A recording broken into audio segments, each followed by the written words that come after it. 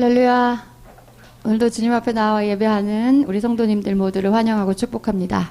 이 시간 우리 예배 가운데 은혜 내려주실 하나님을 또한 기대하고 소망합니다. 복음성가 2장 찬양합니다. 복음성가 2장 찬양합니다.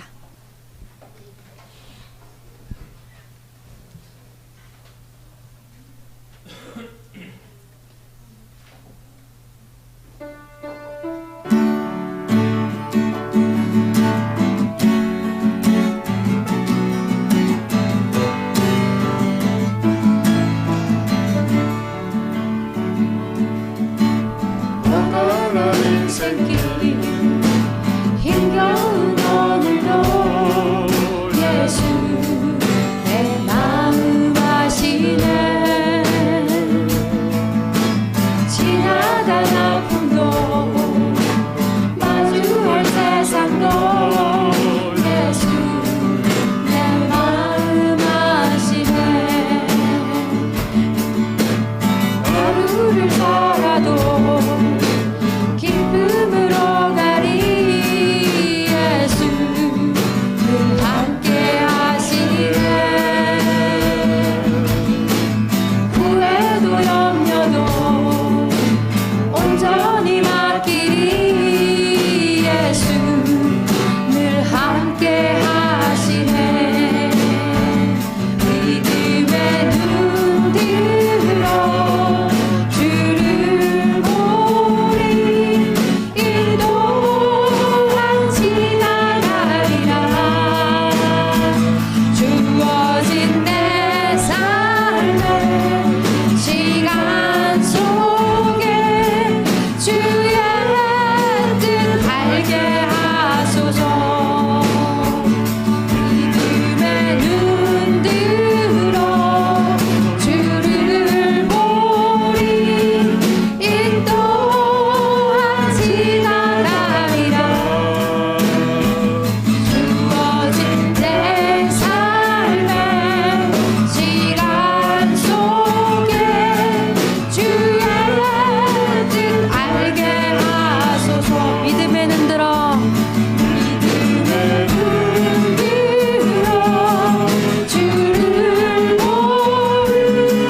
이 또한 지나가리라. 주어진 내 삶의 시간 속에 주의 뜻 알게 하소서. 할렐루야. 날마다 고단한 인생길 살아가는 우리에게 한적한 곳에 가서 잠깐 쉬어라 말씀하시고 목자 없는 양과 같이 어찌할 바 모르는 우리들 인생을 불쌍히 여기사 여러 가지로 가르쳐 주시는 예수님이십니다. 그 주님의 말씀을 따라 그 가르침 따라 살아가는 우리 성도님들 다 되시기를 축복합니다. 복음성가 5장 찬양합니다. 복음성가 5장 찬양합니다.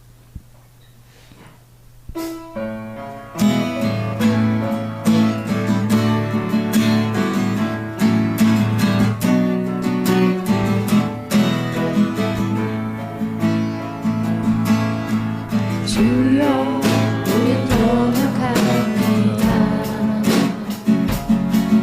우리 오늘을 힘겨워합니다. 주 뜻 이루며 살기에 부족합니다. 우리 연약합니다. 주여 우린 넘어집니다. 주여 우린 넘어집니다. 오늘 하루 또 실수합니다. 주의 긍휼을 구하는 죄인입니다. 우리 주만 바라봅니다. 한없는 주님의 은혜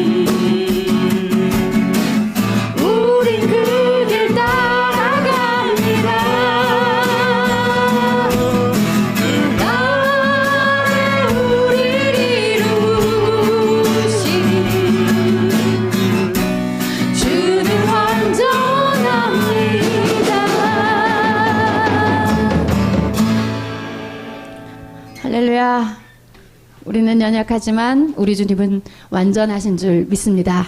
완전하신 주님께서 이 한 주간 우리에게 오셔서 우리의 모든 질병을 또한 고쳐주실 줄 믿습니다. 깨끗하게 거룩하게 하실 줄 믿습니다. 할렐루야. 복음성가 55장 찬양합니다. 복음성가 55장 찬양합니다.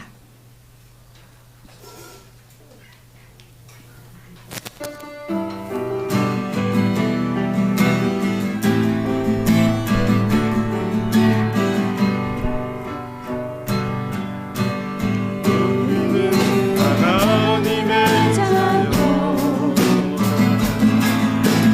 사랑하는 우리 모아들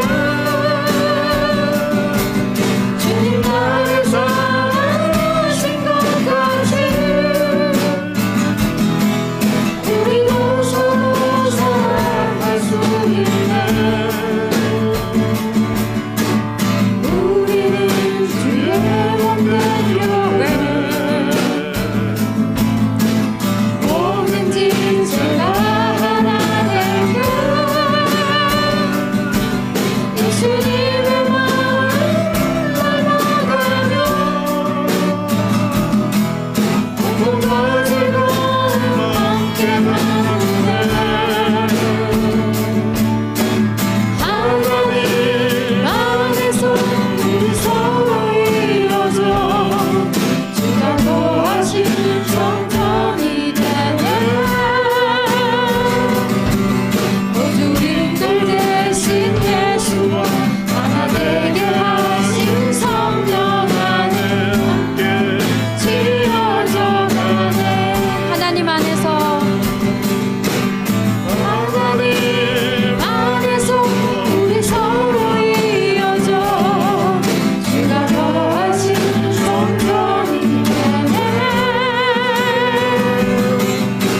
우리들 대신 예수와 하나 되게 하신 성령 안에 함께 지어져 가네. 하나님 안에서 하나님 안에서 우리 서로 이어져 주가 거하신 성전이 되네. 우리들 대신 예수와 하나 되게 하신 성령 안에 함께 지어져 가네. 할렐루야. 우리는 오늘도 예수 안에서 연결되어 주 안에서 성전이 되어가고 성령 안에서 하나님이 거하실 처소가 되기 위하여 그리스도 예수 안에서 함께 지어져 가는 줄 믿습니다. 우리는 마침내 온전하고 거룩한 주님의 성전이 될 것입니다. 할렐루야. 조용한 기도하심으로 2024년 7월 21일 성령 강림 후 제9주 주일 예배를 시작합니다.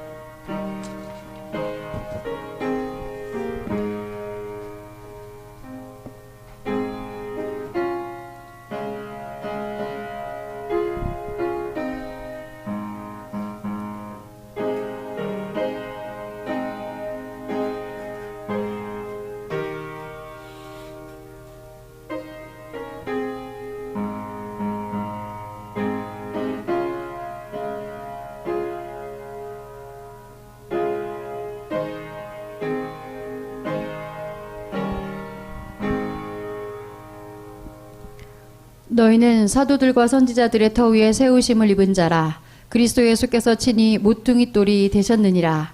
그의 안에서 건물마다 서로 연결하여 주 안에서 성전이 되어가고 너희도 성령 안에서 하나님이 거하실 처소가 되기 위하여 그리스도 예수 안에서 함께 지어져 가느니라. 아멘. 찬송가 235장 찬송합니다. 235장 찬송합니다.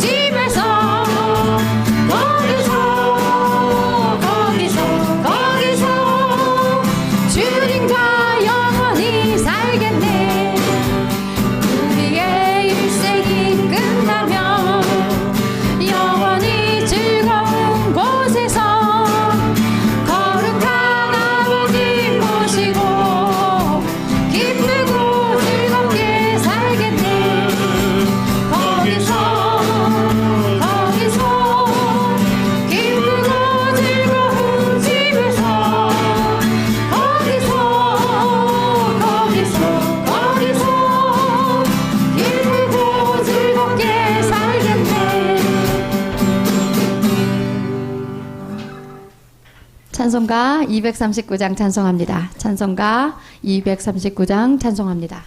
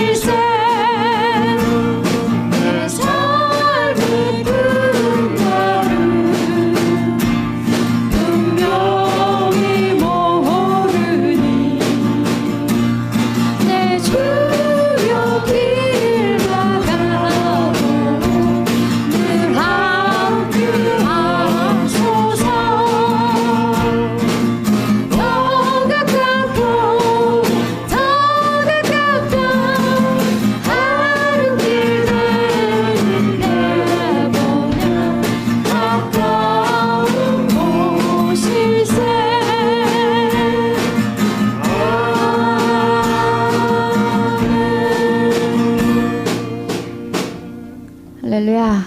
그리 멀지 않은 줄 믿습니다. 찬송가 598장 찬송합니다. 598장 찬송합니다.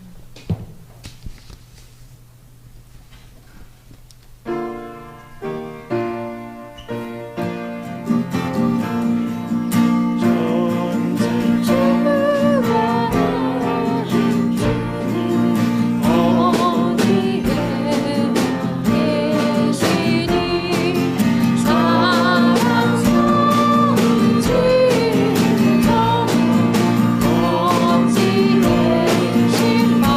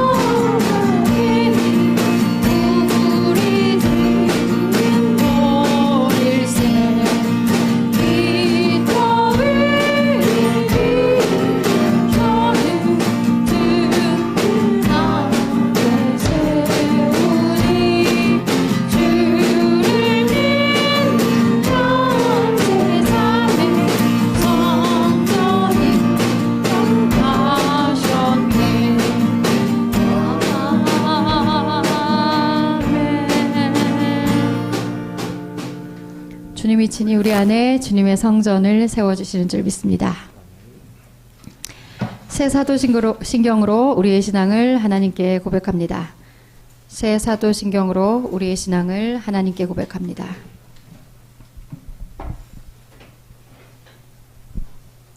나는 전능하신 아버지 하나님 천지의 창조주를 믿습니다. 나는 그의 유일하신 아들 우리 주 예수 그리스도를 믿습니다.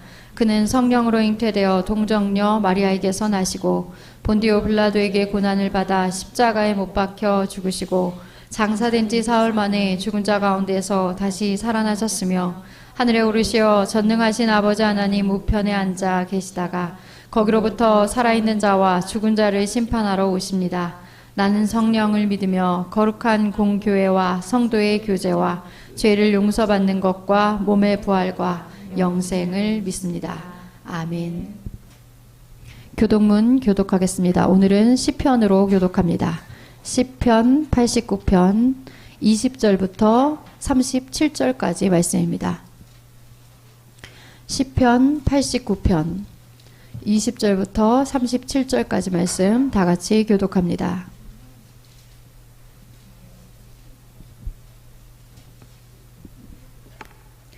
내가 내 종 다윗을 찾아내어 나의 거룩한 기름을 그에게 부었도다.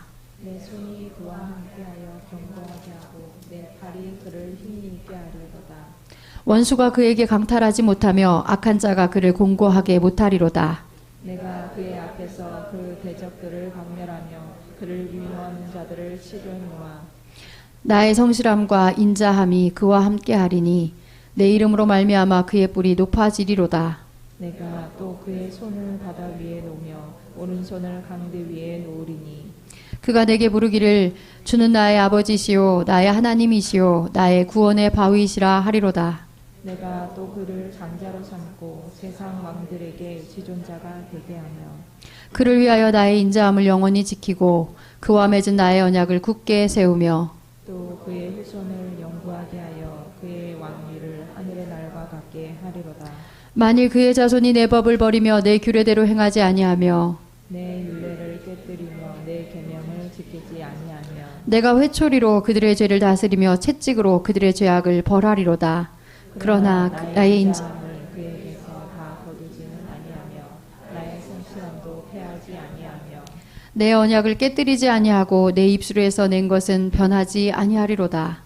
내가 나의 거룩함으로 한번 맹세하였은즉 다윗에게 거짓말을 하지 아니할 것이라. 그의 후손이 장구하고 그의 왕위는 해같이 내 앞에 항상 있으며 또 궁창의 확실한 증인인 달같이 영원히 경고하게 되리라 하셨도다. 셀라. 아멘. 주보에 나와 있는 성령 강림 후 제구주 공동기도문으로 함께 기도합니다. 성령 강림 후 제9주 공동기도문으로 함께 기도합니다. 여호와여, 내가 너를 위하여 집을 짓고 내 소환이 차서 내 조상들과 함께 누울 때에 내가 내 몸에서 날 내 씨를 내 뒤에 세워 그의 나라를 견고하게 하리라. 그는 내 이름을 위하여 집을 건축할 것이요 나는 그의 나라 왕위를 영원히 견고하게 하리라. 다윗에게 말씀하신 하나님 아버지시여, 다윗을 통해 약속하신 그 성전의 언약을 오늘 우리에게도 이루어 주옵소서. 주 예수 그리스도시여, 그날에 음식을 먹을 겨를도 없이 바쁘고 고단한 주의 제자들에게 너희는 따로 한적한 곳에 가서 잠깐 쉬어라 말씀하시고 목자 없는 양과 같은 무리들을 보시고 불쌍히 여기사 그들에게 여러 가지로 가르쳐 주신 주님, 오늘 우리에게도 말씀하시고 우리에게도 가르쳐 주옵소서. 그리하여 우리도 주님의 말씀을 따라 주님의 가르침을 따라 행하게 하옵소서. 그날에 게네사렛 땅에 이르러 많은 병자들을 고쳐주신 주님, 오늘 우리 땅에도 오시고 우리도 고쳐 주옵소서. 우리 안에 모든 병든 자를 고쳐 성함을 입게 하옵소서. 그리하여 우리가 이전에는 그리스도 밖에서 약속의 언약들에 대하여 외인이요 세상에서 소망이 없고 하나님도 없는 자였으나 이제 우리가 그리스도 예수 안에서 그리스도의 피로 가까워지고 십자가로 하나님과 화목하게 하옵소서. 우리도 하나님의 권속으로 이제 우리도 사도들과 선지자들의 터 위에 세우심을 입은 자로 그리스도 안에서 건물마다 서로 연결하여 주 안에서 성전이 되어가고 성령 안에서 하나님이 거하실 처소가 되기 위하여 그리스도 예수 안에서 함께 지어져 가게 하옵소서. 오늘도 2000년 전 그날과 같이 변함없는 은혜로 우리를 가르치시고 고치시셔서 다윗을 통해 베풀어 주신 그 성전의 언약을 이루어 주시는 우리 구주 예수 그리스도의 이름으로 기도합니다. 아멘. 성경 봉독하겠습니다. 오늘의 말씀은 마가복음 6장 30절에서 34절, 53절에서부터 56절까지 말씀입니다. 다 같이 교독하겠습니다. 마지막 절은 다 같이 읽습니다. 마가복음 6장 30절부터 34절, 53절부터 56절까지 말씀입니다. 마가복음 6장 30절입니다. 사도들이 예수께 모여 자기들이 행한 것과 가르친 것을 낱낱이 고하니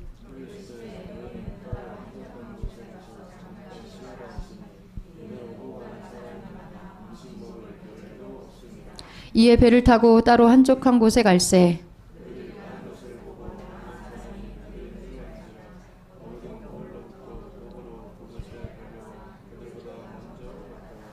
예수께서 나오사 큰 무리를 보시고 그 목자 없는 양 같음으로 인하여 불쌍히 여기사 이에 여러 가지로 가르치시더라.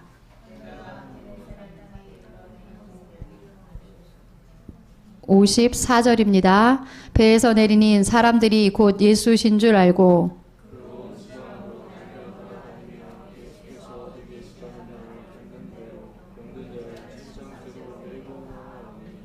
아무데나 예수께서 들어가시는 지방이나 도시나 마을에서 병자를 시장해 두고 예수께 그의 옷가에라도 손을 대게 하시기를 간구하니 손을 대는 자는 다 성함을 얻으니라. 아멘. 할렐루야. 간구하겠습니다. 예배에 참석하신 모든 분들을 주님의 이름으로 환영하고 축복합니다.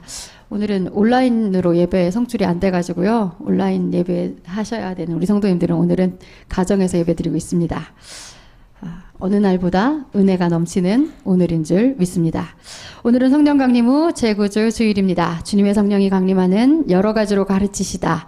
게네사렛에서 병자들을 고치시다. 복음이 선포될 때 그 말씀을 믿고 따름으로 하나님이 거하실 성전이 되기 위하여 그리스도 예수 안에서 지어져가는 교회와 성도들 되시기를 축복합니다. 이 한 주간도 매일 말씀 읽기와 기도 생활, 매일 가정 예배에 힘쓰셔서 고난 가운데에도 낙심하지 마시고 영원한 하나님 나라의 소망을 품고 살아가는 교회와 성도들 되시기를 축복합니다. 할렐루야. 7월 15일부터 17일까지 여름 성경 통독 학교를 은혜 중에 잘 마쳤습니다. 크신 은혜 베풀어 주신 하나님께 감사합니다. 그리고 먼 길 오고 가느라 수고하신 우리 성도님들, 또 식사 준비해 주시고 섬겨 주시고 또 잠자리도 제공해 주시고 여러모로 섬겨 주신 우리 성도님들께 모두 감사드립니다. 모든 영광을 하나님께 돌려드립니다. 7월 20일 토요일 어제입니다. 한려지방 중고청 여름성경 캠프가 있었습니다. 우리 아이들이 아침부터 남해 300교회에서 은혜 많이 받고 돌아왔습니다. 감사합니다. 그리고 7월 22일 월요일 내일부터 수요일 24일까지 교회학교 여름성경 통독학교가 있습니다. 우리 아이들이 또 은혜 많이 받을 수 있도록 많이 기도해 주시기 바랍니다. 그리고 7월 25일 수요일에는 부산 사역, 그리고 26일 목요일에는 서울 사역이 있습니다. 그래서 이번 주도 수요 모임 1대1 사역은 없습니다. 뜨겁고 습한 여름 각자의 자리에서 말씀과 기도로 승리하는 날들 되시기를 축복합니다. 이 시간에는 목사님 나오셔서 여러 가지로 가르치시다, 게네사렛에서 병자들을 고치시다 라는 제목으로 말씀 선포해 주시겠습니다.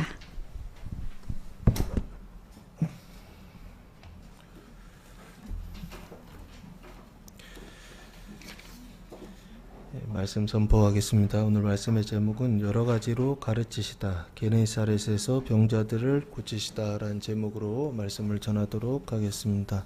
오늘은 성령 강림 후 9주 혼외구원 소마 주권의 심에 관한 말씀입니다. 여러 가지로 가르치시다, 게네사렛에서 병자들을 고치시다 복음을 통해 하나님 나라의 심과 그 멈춤에 관하여 예수님께서 가르쳐 주셨습니다. 30절 말씀해 보시면 사도들이 예수께 모여 자기들이 행한 것과 가르친 것을 낱낱이 고하니라고 말씀하고 있습니다. 사도들이라고 하는 말은 아포스톨로스라고 하는 단어를 사용했는데요. 뜻은 보냄을 받은 자라는 뜻입니다. 그래서 사도, 사자, 전권을 가진 자 해서 전권 대사라고 하는 말로 사용되기도 합니다. 그 제자들의 이름이 호칭이 지금 사도들이다라고 그렇게 바뀌었죠. 예, 여기에도 안에 뜻이 있고 의미가 있는 줄로 믿습니다. 제자들 때는 예수님 밑에서 배우는 사람이었다고 한다면 사도들은 예수님 밖에 나가서 예수님과 같은 그 정권 대사를 받아서 권위를 행사하고 권능을 행사하던 사람들, 이게 바로 사도들이 아닌가라는 생각을 해봅니다. 사도들이 예수님께 모여, 그러면 예수님은 누구시죠? 예, 그 사도들을 보내신 자다라고 그렇게 보시면 좋지 않을까 싶습니다. 능력을 주셔서, 디나미스, 능력과 권세를 주셔서 보내신 자, 파송하신 자, 그분이 바로 누구냐면 예수님이십니다.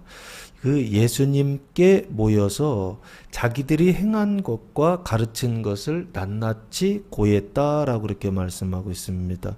사도들이 한 일은 무엇이죠? 마가복음 6장 13절 말씀해 보시면 마가복음 6장 13절 많은 귀신을 쫓아내며 많은 병자에게 기름을 발라 고치더라 라고 그렇게 말씀하고 있습니다. 귀신을 쫓아내는 게 뭐죠? 귀신 축사라 그러죠. 병을 고치는 건 뭐죠? 병을 치유하신다, 병 치유다 이렇게 보시면 좋을 것 같습니다.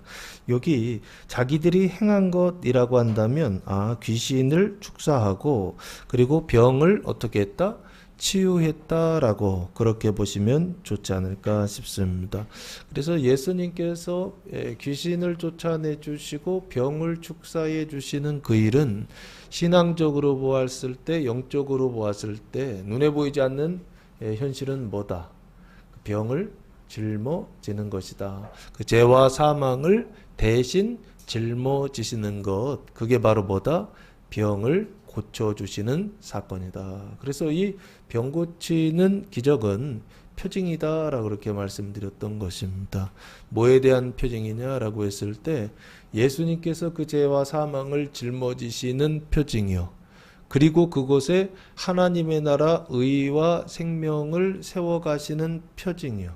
그 표징이 바로 뭐냐 했을 때 병을 고치시는 표징이다라고 그렇게 말씀을 드렸던 것입니다. 여기 제자들이 한 일, 사도들이 한 일은 뭐냐라고 했을 때 눈으로 볼 때에는 귀신을 축사하고 병을 치유하는 일이었지만 눈으로 보이지 않을 때에는 그 죄와 사망을 뭐 하는 거냐면 짊어지는 일을 했다라고 하는 것입니다. 특별히 누구 거요? 자기 거 얘기하는 게 아니죠. 갈릴리 온 동네를 다니면서 그 동네에 살고 있었던 사람들의 그 죄와 사망을 짊어지는 일, 그 일을 하고 있었던 사람들이 바로 누구냐면 사도들이었다라고 하는 것입니다. 그러면 예수님과 사도들이 하고 있었던 일은 뭐냐라고 했을 때 그 갈릴리의 끝이죠. 그 갈릴리의 종말이죠. 그 갈릴리의 죽음이라고 그럴까요? 그 죄와 사망의 죽음이요. 그 죽음을 끝내는 그 진노하시는 날, 하나님의 심판하시는 날이라고 언약되어져 있는 그 구약의 언약을 뭐하고 있느냐면 지금 성취하고 있다라고 그렇게 보시면 좋지 않을까. 세상이 끝나고 특별히 그 세상은 어떤 세상이냐? 죄와 사망이 다스리는 세상이에요. 그래서 그 죄와 사망이 다스리는 세상을 끝내는 그게 누구의 상태냐? 나의 상태예요. 그래서 그 나의 상태를 끝내는 나라고 하는 그 지옥이요. 나라고 하는 그 감옥 속에 갇혀 있는데 그것을 끝내는 일이요. 그게 바로 뭐냐라고 했을 때 이 두 가지 귀신을 축사하고 병을 고치는 표징을 통하여서 나의 끝, 사람들의 끝, 그 죄와 사망의 끝, 그 뱀의 말을 듣고 살아가고 있는 그 타락의 끝, 그것을 자기들이 행한 것이라고 말하고 있지 않을까 싶어요. 그래서 사도들이 행한 일은 뭐냐 했을 때 그 사람들의 끝을 내는 일입니다. 세상의 끝을 내는 일입니다. 그 사단의 그 나라를, 세상을 끝내는 일이요. 그 일이 바로 누구의 일이었느냐? 바로 이 사도들의 일이었다라고 하는 것입니다. 그리고 뭐가 시작되느냐? 나는 끝나고 그리스도가 시작되는 일, 그게 바로 가르친 것이 아닐까 싶어요. 예수님께서 지금 가르치셨다라고 그렇게 말씀하고 있죠. 가르친 내용이 구체적으로 뭘까 했을 때 제자들, 사도들이 가르친 겁니다. 그 사도들이 가르친 건 결국에 예수님이 시키신 거니까 예수님이 하셨다라고 해도 다르지 않을 것입니다. 바로 앞에 12절 말씀입니다. 마가복음 6장 12절, 제자들이 나가서 회개하라 전파하고 라고 말씀하고 있습니다. 전파했죠. 그런데 뭘 전파했다? 회개하라 전파했다라고 그렇게 말씀하고 있습니다. 회개하는 것은 돌이키는 것이죠. 어디에서 어디로 돌이키라라고 하는 것입니까? 그 뱀과 사단의 말을 듣는 그 타락한 상태에서 누구의 말을 듣는? 하나님의 말씀을 듣는 그 의와 생명의 그 믿음의 상태로 돌이키라라고 가르친 것, 그게 바로 누가 한 일이냐?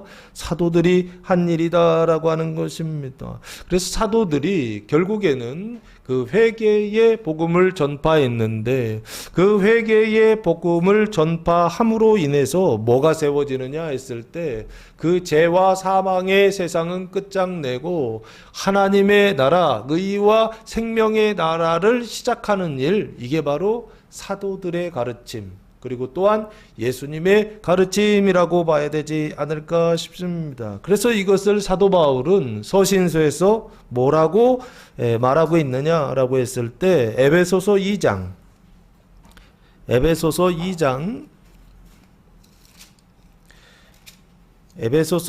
19절 말씀해 보시면, 그러므로 이제부터는 너희는 외인도 아니요 나그네도 아니요 오직 성도들과 동일한 시민이요 하나님의 권속이라. 이전에는 외인이었다는 것입니다. 그러나 지금은 하나님의 권속 가족이 되었다라고 하는 것입니다. 20절, 너희는 사도들과 선지자들의 터 위에 세우심을 입은 자라. 그리스도 예수께서 친히 모퉁이 돌이 되셨느니라 라고 말씀하고 있습니다. 하나님의 가족이 되었는데 어떻게 가족이 되었느냐라고 했을 때 사도들의 터 위에 세우심을 받았다라고 되어 있어요. 그 얘기는 무슨 얘기냐? 사도들이 끝장내고 사도들이 세우는 그 일을 통하여서 뭐가 되었느냐라고 했을 때 외인이 아니라 하나님의 권속, 하나님의 가족이 되었다라고 하는 것입니다. 그래서 21절 말씀해 보시면 그의 안에서 건물마다 서로 연결하여 주 안에서 성전이 되어가고 라고 말씀하고 있습니다. 성도들 한 사람 한 사람이, 그 교회의 일원이 된 한 사람 한 사람이 각 건물이 되어서 뭐가 되느냐? 연합하여 성전이 되어간다라고 말씀하고 있습니다. 22절, 너희도 성령 안에서 하나님이 거하실 처소가 되기 위하여 그리스도 예수 안에서 함께 지어져 가느니라 라고 말씀하고 있습니다. 하나님이 거하실 처소요, 하나님이 거하실 집이요, 그 집을 뭐라고 부르느냐라고 했을 때 그게 성전입니다. 그래서 하나님이 거하실 성전이 되기 위하여 뭐하고 있다? 함께 지어져 가고 있다라고 그렇게 말씀하고 있어요. 그 함께 지어져 가는 것이요, 하나님이 거하시는 집이 되기 위하여, 성전이 되기 위하여 함께 지어져 가는 것이요. 그 구체적인 행동이 뭘까요? 그 구체적인 일이 뭘까요? 눈에 보이는 일이 뭐냐라고 하는 것입니다. 하나님의 성전을 짓는 구체적인 일이요, 눈으로 보이는 이 건물 짓는 것을 성전 짓는다라고 우리 그렇게 생각하잖아요. 그건 눈에 보이는 표징인 것 뿐이고, 실제로는 눈에 보이지 않는 성전을 지어가는데 그 성전을 지어가는 일이 뭐냐라고 했을 때 그게 바로 하나님의 말씀을 가르치는 일이다라고 하는 것입니다. 사도들이 하나님의 말씀을 가르쳤던 것처럼, 그 예수님이 하나님의 말씀을 가르쳐 주셨던 것처럼 그 하나님의 말씀을 가르치는 일, 그 일은 무엇을 하는 일이냐라고 했을 때 하나님이 거하실 성전을 지어져 가는 것이요, 그 성전을 건축하는 일이요, 하나님 나라를 세우는 일이다라고 하는 것입니다. 그래서 자기들이 행한 것, 세상을 어떻게 해요? 끝장내고 기존에 있었던 세상이요, 그 죄와 사망이 거하는 그 집이요, 그 집을 철거하고, 이렇게 보셔도 좋을 것 같아요. 철거하고 그리고 새 집을 짓는다는 것입니다. 누가 사시는? 하나님이 사시는 새 집을 짓는 그 일, 그 일을 무슨 일을 하느냐? 무엇을 통해서 하느냐? 말씀을 가르치는 일을 통해서 하더라라고 하는 것입니다. 할렐루야. 하나님의 말씀을 통하여 성전을 건축하고 하나님의 말씀을 통하여 성전을 지어져가는, 성전이 지어져가는 교회와 성도들 되시기를 예수님의 이름으로 축복합니다. 자, 그래서 여기요, 사도들이 예수께 모여 자기들이 행한 것과 가르친 것을 낱낱이 고했다라고 하는 것은 결국에 뭘 하느냐? 마귀의 집을 부시고 하나님의 새 집을 지금 지었다라고 하는 것을 예수님께 보고했다라고 보시면 좋지 않을까 싶습니다. 그때 예수님께서 이렇게 말씀하십니다. 31절, 이르시되 너희는 따로 한적한 곳에 가서 잠깐 쉬어라 하시니 이는 오고 가는 사람이 많아 음식 먹을 겨를도 없음이라 라고 말씀하고 있습니다. 이르시되 누가 말씀하시죠? 예수님이 말씀하십니다. 주어가 없어요. 이르시되 예수님께서 말씀하세요. 누구한테? 너희는 사도들에게 말씀하시죠. 그 사도들은 어떤 사도였습니까? 부시고 세우는 사도였죠. 마귀의 집을 부시고 사단의 집을 부시고 그 뱀의 집을 부시고 누구의 집을 세운다고요? 하나님의 집을 세우는요, 그 성전을 세우는 사도들에게 말씀하십니다. 왜 이렇게 강조하느냐면요, 대상이 1, 2, 3이 다 달라요. 첫 번째 예수님 말씀하시는 대상은 사도들입니다. 그 사도들에게 따로 한적한 곳에 가서 잠깐 쉬어라 하시니라고 이렇게 말씀하세요. 따로 한적한 곳이라고 돼 있죠. 이 한적한 곳이라고 하는 것은 에레모스라고 하는 단어를 사용했습니다. 근데 뜻은 뭐냐면 외로운, 황량한. 그래서 우리가 보통 아는 게 뭐냐면 광야 있죠. 그 광야를 이 에레모스라고 하는 단어로 사용하거든요. 근데 광야라고 하는 말로 번역하지 않고 여기는 그냥 한적한 곳에 가서라고 그렇게 번역을 해 놓았습니다. 어쨌든 이 한적한 곳에 가서 잠깐 쉬어라라고 그렇게 말씀하고 있어요. 이 잠깐이라고 하는 단어가 있기는 하지만 어쨌든 한적한 곳에 가서 쉬어라 라고 하는 것이 예수님의 말씀입니다. 잠깐이라고 하셔서 한시적으로 잠깐만 쉬어라 라고 예수님께서 제자들에게 말씀하셨어요. 이 쉬다 라고 하는 단어는 아나파우오라고 하는 단어를 사용했는데 뜻은 원기를 돋우다, 그리고 안식하다라고 하는 뜻을 가지고 있습니다. 그래서 이 쉰다라고 하는 것은 결국에 뭘 쉬느냐라고 했을 때 기존에 하고 있었던 일을 쉬라라고 보는 게 좋지 않을까 싶어요. 제 사도들이 했던 일은 무슨 일을 했죠? 귀신을 축사하고 그리고 병을 고치는 일을 했죠. 뱀의 집을 부수고 그리고 누구의 집을? 하나님의 집을 짓는 일. 그걸 누가 하고 있었다고요? 사도들이요. 근데 그거 그만두라는 거예요. 누가? 하나님이요. 예수님이요. 하나님의 아들 예수님께서 하나님의 집을 짓는 그 일을 뭐 하라고요? 더 열심히 지어라 라고 이렇게 말씀하시지 않고 사도들에게 잠깐 쉬어라, 그만 쉬어라 라고 그렇게 말씀하시더라 라고 하는 것입니다. 할렐루야. 쉬시기 바랍니다. 주님의 말씀을 따라 하나님의 집을 짓는 그 일도 명분이 하나님의 집을 짓는 일이기 때문에 우리가 쉬지 않고 지어야 된다, 건축해야 된다 라고 생각할 수도 있지만 그게 아니라 주님이 쉬라 하시면 쉴 수 있는 교회와 성도들 되시기를 예수님의 이름으로 축복합니다. 자, 그래서 여기서 쉰다라고 하는 것은 결국에 축사와 치유를 쉬는 것이요, 짊어지는 일이요, 그 죄와 사망을 짊어지는 일을 멈추는 일이요, 하나님의 나라 하나님의 성전을 세우는 일, 그 건축하는 일을 중단하는 일이다, 멈추는 일이다 라고 보시면 좋지 않을까 싶습니다. 왜 그렇죠? 영원히 쉬란 얘기인가요? 아닙니다. 잠깐 쉬어라 라고 말씀하고 있습니다. 그러면 이 잠깐 쉬라는 얘기는 무슨 얘기일까요? 채우고, 그리고 뭐하라? 채우고 일하라 라고 하는 뜻으로요. 채우고 일하라 라고 하는 뜻으로 잠깐 쉬어라 라고 그렇게 말씀하고 있는 것이 아닌가. 그러니까 주님의 일을 제대로 해야 되는데 주님의 일을 제대로 할 수가 없어요. 왜 그렇죠? 쉬지 못해서요. 왜 그렇죠? 계속 하나님의 일을 하다 보니까 그 일이 그 한계를 넘어서는 어떤 일이 되는 것 같아요. 그래서 어떻게 하라? 주님은 쉬라라고 그렇게 말씀하고 있습니다. 쉰다라고 하는 것은 게으른 것인가요? 애들이 집에 와서 핸드폰 좀 하고 쉬면요, 그 꼴을 못 봐요. 왜 그렇죠? 쟤는 맨날 저런다고 생각해서 그런 거예요. 그건 누구 생각이라고요? 내 생각이요. 애들은 그 생각 한다 안 한다? 안 해요. 걔들 인생이 얼마나 피곤하고 힘든데요. 왜요? 우리보다도 훨씬 빠른 시대를 살고 있기 때문에 그렇습니다.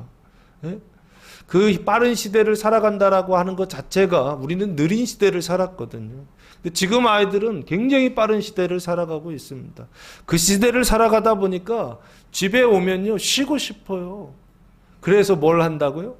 핸드폰을 봅니다. 고맙지? 우리 아들이 안 자고 오늘 처음 이렇게 아멘을 하네요.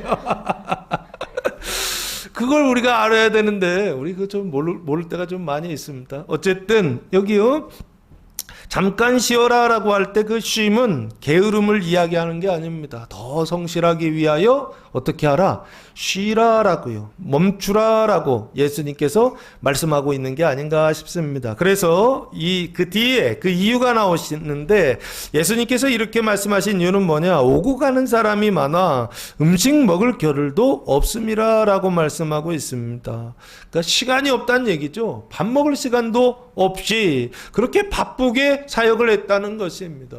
그 짐을 짊어지는 사역을 했다는 거예요. 병을 고치고 귀신을 쫓아내고, 그래서 어떻게 해요? 그 뱀의 집을 부수고 그리고 하나님의 성전을 짓는 그 일을 쉼없이 했다는 것입니다. 그래서 오고 가는 사람이 많아 음식 먹을 겨를도 없었기 때문에 제자들에게 뭐를 명령하셨다? 저는 멈춰라, 쉬어라 라고 예수님 말씀하셨다라고 하는 것입니다. 이 오고 가는 사람은 어떤 상태일까요? 그 죄와 사망의 상태에 있겠죠. 그래서 그 뱀과 사단의 말을 듣는 그 타락의 상태예요. 그 자기의 그 감옥에 투옥되어 있는 상태에 있는 사람들이요. 이 사람들이 계속 오고 가고 했다는 것입니다. 그래서 그 사람들을 만나고 그 사람들의 그 사망의 짐을 지고, 그 짐을 지면 질수록 사도들은 어떻게 됐을까요? 더 무거운 짐을 지게 되었겠죠. 그 더 무거운 짐을 지게 되었을 때 사도들은요, 어느 정도까지는 질 수 있겠죠. 그런데 그걸 넘어서는 거예요. 더 많은 사람들이 오는 것입니다. 더 이상 질 수 없을 때가 되는 거예요. 그때 예수님께서 명령하신 것입니다. 멈춰라 라는 거예요. 이제는 그만 쉬어라 라는 것입니다. 영원히 쉬는 것은 아니고 잠깐 쉬어라 라고 하는 것입니다. 왜? 보충하고 일하라 라고 하는 것입니다. 채우고 일하라 라고 하는 것입니다. 그 짐을 감당할 수 있는 그 의와 생명을 가득 채우고 충만히 채우고, 어떻게 알아요? 그여 하나님의 사역을 감당하라 라고 하는 것입니다. 하나님의 성전을 짓는 일은 내 안에 뭐가 있어야 되느냐 했을 때 말씀으로 짓는다 그랬잖아요. 그럼 말씀을 나누어 주었어요. 그럼 여기 말씀이 있을까 없을까요? 없겠죠. 그러면 그 비어져 있는 말씀이요, 그 나누어진 그 말씀을 어떻게 해야 되느냐 했을 때 다시 뭐하라? 채워라 라고 하는 것입니다. 그래서 오고 가는 사람이 많아 음식 먹을 겨를도 없다라고 하는 것은 결국에 육신의 음식을 말하는 것입니다. 근데 여기 음식이라고 하는 것은 또한 뭐의 음식도 있느냐?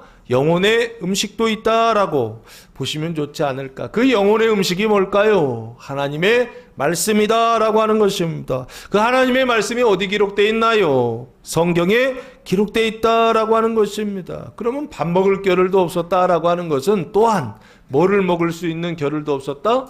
하나님의 말씀, 성경을 읽을 수 있는 겨를도 있다 없다. 그 시간도 없었다는 거예요. 왜?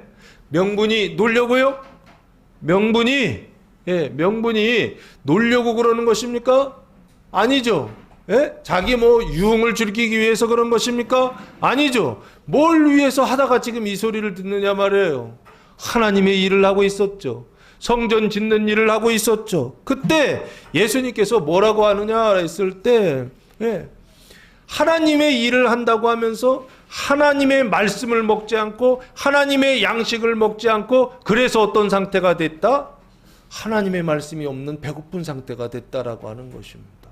이게 사도들의 상태였다라고 하는 것입니다. 그래서 예수님께서 지금 처방하신 것이 아닌가 싶어요. 잠깐 쉬어라라고요. 그래서 그 생명이 부족한 것이요, 하나님의 말씀이 부족한 것이요, 그 의와 생명 하나님이 부족한 그것을 어떻게 하라고요? 그 고갈된 상태를 채우기 위하여 잠깐 쉬어라라고 예수님께서 사도들에게 말씀하고 있는 것이 아닌가 싶습니다. 사랑하는 성도 여러분, 이번 한 주간 주님께서 잠깐 쉬어라라고 말씀하신다고 한다면 마음 푹 놓고 쉬시기 바랍니다. 하던 일을 멈추시기 바랍니다. 그리고 그 뱀의 집을 부수는 그 일이요, 잔소리하고 가르치고 하는 어떤 그런 것들이 있잖아요. 그것을 멈추시고, 그리고 또 하나님의 말씀을 가르치는 일이요, 그것도 또한 멈추시고, 무엇을 먼저 해라? 내 안에 먼저 채우는 일을 먼저 하라. 주님의 말씀으로 들으시고 한 주간 푹 쉬실 수 있는 교회와 성도들 되시기를 예수님의 이름으로 축복합니다. 자, 그리고 나서 두 번째 보시면 32절, 이에 배를 타고 따로 안족한 곳에 갈새라고 그렇게 말씀하고 있습니다. 이에 배를 타고라고 돼 있죠.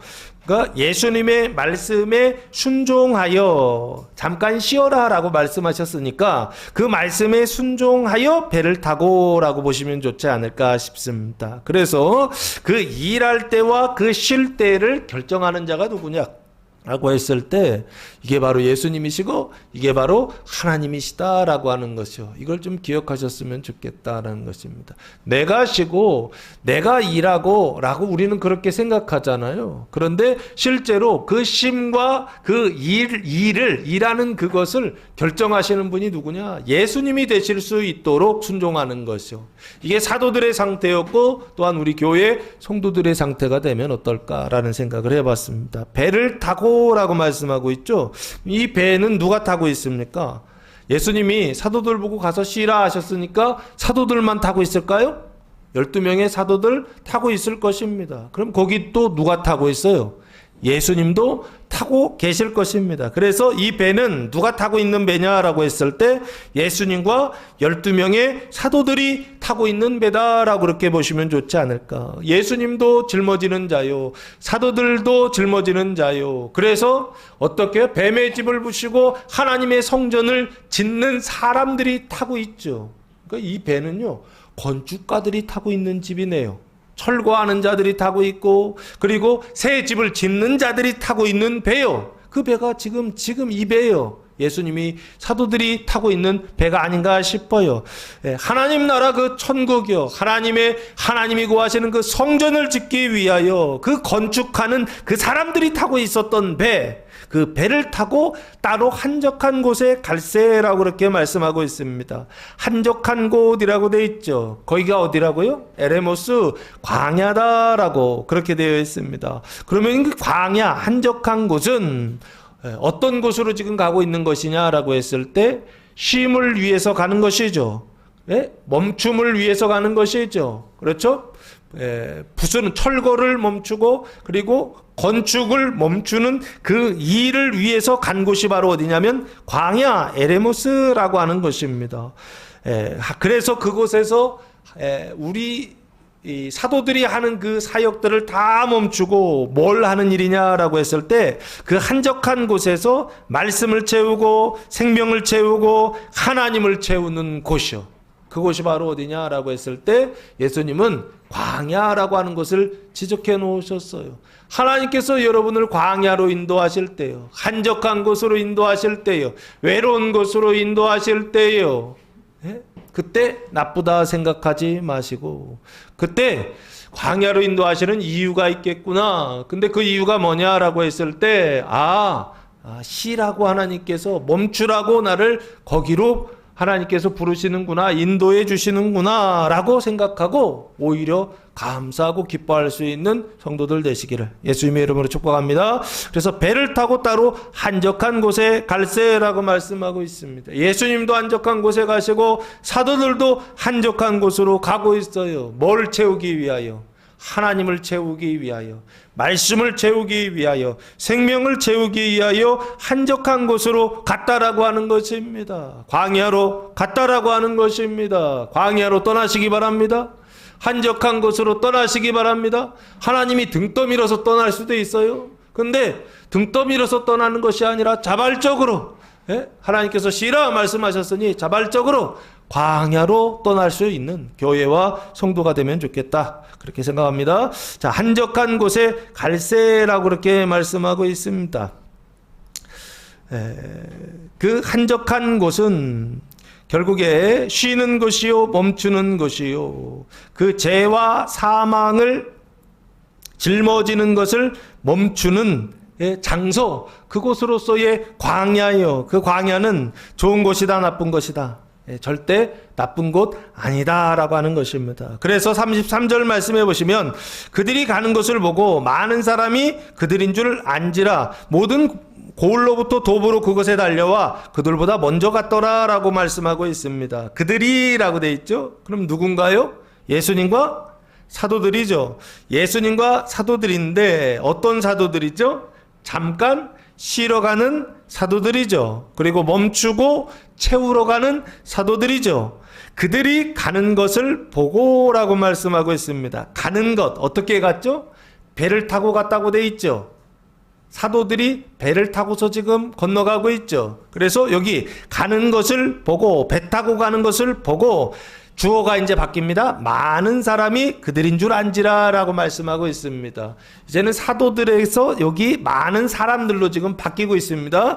그 많은 사람들이 그것을 보고 알았다는 것입니다. 짊어지는 자들이 배 타고 가는 것을 보고 알았다라고 하는 것입니다. 그래서 어떻게 하느냐? 모든 고을로부터 도부로 그곳에 달려와 그들보다 먼저 갔다라고 말씀하고 있습니다. 이 모든 고을이라고 하는 단어가 폴리스라고 하는 단어를 사용했습니다. 원래 뜻은 성읍으로 둘러싸여 있는 도시라고 하는 뜻입니다. 그 성읍으로 이렇게 성벽이 있는 거예요. 마을에 경계가 있는 것입니다. 그 경계가 있는 도시를 지금 폴리스라고 하는데 그 고을로부터라고 되어 있어요. 그러면은 이 고을은요, 사람들이, 많은 사람들이 살고 있는 고을이었고, 그 고을은 어디냐라고 했을 때 그 죄와 사망이 다스리고 있는 고을이다라고 그렇게 보시면 좋지 않을까 싶습니다. 그 고을은 누가 통치하고 있느냐? 사망이 통치하는 고을이요. 그 고을은 눈에 보이지 않는 그 뱀과 사단이 통치하는 고을이다라고 보시면 좋지 않을까 싶습니다. 그래서 모든 고을로부터 도보라고 하는 것은 뭔가요? 걸어서라는 뜻이죠. 도보로, 발로 걸어서 그곳에 달려와라고 되어 있어요. 그럼 그곳이 어딘가요? 예수님과 사도들이 도착한 그곳이죠. 그럼 그곳이 어디라고 그랬어요? 에레모스 광야라고 되어 있죠. 잠깐 쉬러 간 곳이라고 되어 있죠. 그 의와 생명, 그리스도 그 하나님의 나라를 어떻게 하는 것이냐라고 했을 때 예, 그 하나님의 나라를 채우러 간 그곳이요. 그곳에 달려와라 그렇게 되어 있어요. 그들보다 먼저 갔다라고 되어 있습니다. 그러면 보고서 출발했다는 거예요.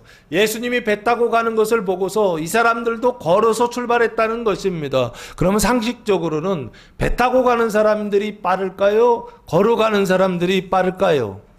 배 타고 가는 사람들이 빠르겠죠. 몇 배 더 빠를 거예요. 직선으로 갈 테니까. 이 사람들은 갈릴리를 이렇게 둘러서 가야 되니까 더 먼 길을 가야 됩니다. 그런데 결과는 뭐냐 했을 때 그들보다 먼저 갔더라라고 말씀하고 있습니다. 배를 타고 있었던 예수님과 사도들보다도 먼저 달려서 도보로 달려서 먼저 그곳에 도착했다라고 하는 것입니다.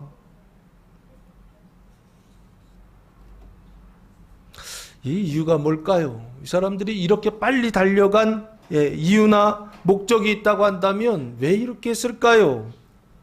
이 사람들이 먼저 도착했다는 거예요. 그 먼저 도착했다라고 하는 것은 결국에 발바닥에 땀이 나도록 지금 뛰어갔다는 얘기거든요. 그렇죠. 한 사람이 아니라 많은 사람들이 이 사람이 예수님이다라고 하는 것을 보고 어떻게 해요? 발바닥이 보이지 않을 정도로 빠르게 뛰어서 어디까지요? 그 예수님 가셨던 그 광야까지 달려갔다라고 하는 것입니다. 왜 이렇게 했을까요? 이 사람들이요. 34절 말씀해 보시면 예수께서 나오사 큰 무리를 보시고 그 목자 없는 양 같음으로 인하여 불쌍히 여겼다라고 말씀하고 있습니다. 그 얘기는 무슨 얘기인가요? 이 사람들에게 양이 있었다 없었다, 이 사람들에게 목자가 있었다 없었다, 없었다라고 그렇게 유추할 수 있겠죠. 달려간 이유가 뭐냐라고 했을 때 성경은 딱히 뭐 이거다라고 써 있지는 않은데 내용을 예수님의 말씀을 보니까 목자가 없는 양이에요. 이 사람들이요. 양인데 목자가 없어요. 돌봐주는 사람이 없어요. 인도해주는 사람이 없어요. 그래서 늘 어떻게 해요? 자기가 자기의 인생을 책임지는 사람들이었어요. 그래서 늘 목자 없는 양과 같이 어떤 상태요? 그 피곤한 상태요. 그 공고한 상태요. 그 힘든 상태에 있었던, 괴로운 상태에 있었던 사람들이요. 그 사람들이 바로 이 많은 사람들이 아닐까 싶습니다. 그래서 뭐를 찾아서요? 목자를 찾아서 먼저 달려갔다라고 그렇게 해석하면 좋지 않을까 싶습니다. 할렐루야. 목자가 여러분을 찾아오실 때까지 가만히 여러분 집에서 앉아 계시는 것이 아니라 목자를 찾기 위하여 먼저 달려갔던 이 사람들과 같이 예수님을 찾아갈 수 있는 성도들 되시기를 예수님의 이름으로 축복합니다. 이번 한 주간은요, 그래서 제가 이거 보면서 하나님이 이렇게 말씀하시는가라는 생각을 했어요. 8월 한 달은 모든 사역을 스탑해야 되는가라는 생각을 했어요. 쉬어라 말씀하셔서 모든 사역을 멈추고 쉬어야 되는가라는 생각을 했어요. 했는데 근데 이 뒤에 이 내용을 보니까 뭐라고 말씀하시느냐면 그 목자 없는 양들에게는 불쌍히 여겨서 가르쳐 주시는 장면이 나와요. 그 얘기는 무슨 얘기냐 했을 때 공식적인 행사는 멈춰라라고 말씀하시는데 이런 어떤 찾아오는 사람들 있잖아요. 목자를 찾아오는 사람들이 있는 것처럼 말씀을 찾아오는 사람들이 있잖아요. 이 사람들한테는 그 문을 열어줘라라고 그렇게 말씀이 보이더라고요. 이렇게 해도 되나요? 이렇게 해도 돼요?